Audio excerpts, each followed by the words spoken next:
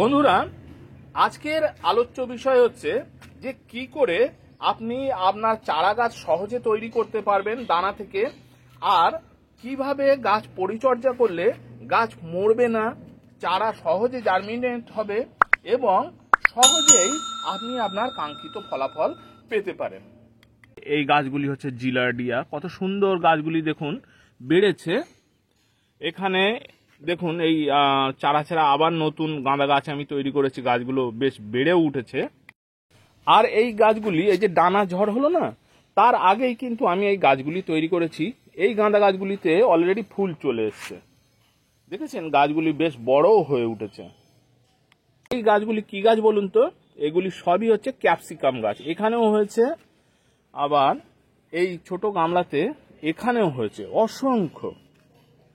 এখানে দেখুন জিনিয়া গাছ, শীতের ফুল গাছ হিসেবে দেখুন জিনিয়া গাছগুলি বেশ বড় হয়ে উঠেছে।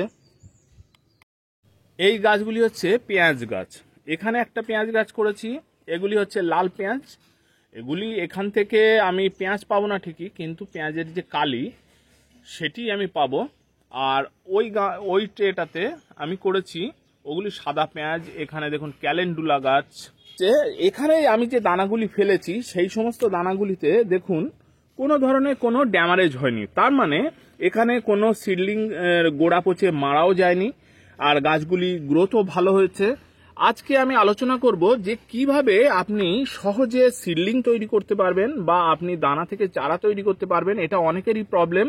আমি এই সমস্ত গাছে যদি গোড়া পচা এই ধরনের রোগের কোনো প্রবলেম হয় তাহলে আমি দিই অ্যামিস্টার। কিন্তু আপনারা হয়তো বিশ্বাস করবেন না, এই বছর আমি কিন্তু কোনো গাছেই কোনো ধরনের ফাঙ্গিসাইড আমি প্রয়োগ করিনি, তার কারণ আমার প্রয়োজন পড়েনি। প্রয়োজন না পড়লে আমি কেন খরচা করব বলুন?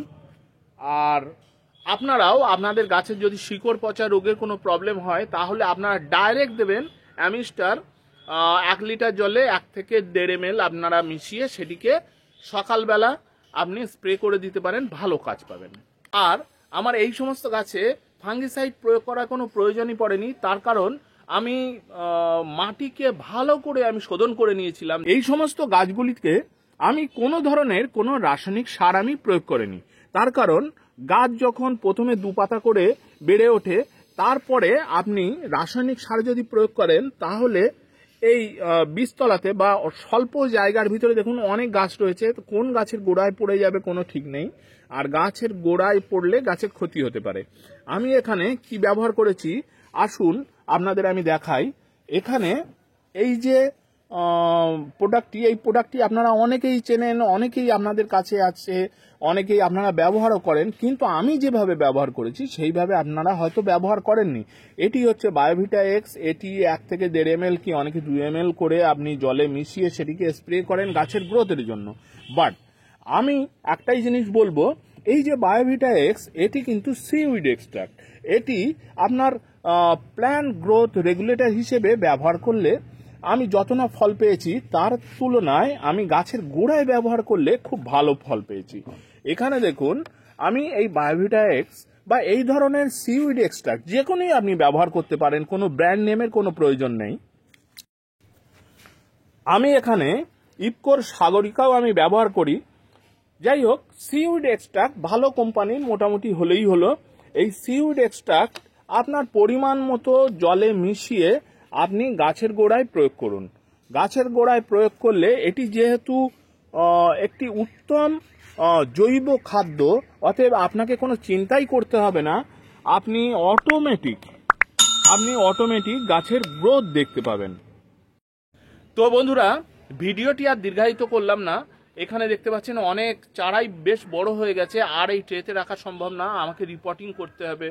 আর আমি একা হাতেই তো সমস্ত কিছু করি, মানে মাটি শোধন থেকে শুরু করে গাছ তৈরি করা, তারপরে জল দেয়া, কীটনাশক, সমস্ত কিছু আমাকেই করতে হয়। যাই হোক, আজ তাহলে এই পর্যন্তই বন্ধুরা। আবার দেখা হবে অন্য একটি ভিডিওতে। আমার ভিডিওটা যদি ভালো লাগে একটা লাইক দেবেন, আর যদি কোনো প্রশ্ন কিংবা কোনো কিছু জানার থাকে তাহলে অবশ্যই আমাকে কমেন্টে জানাবেন। আজ তাহলে এই পর্যন্তই বন্ধুরা, টাটা।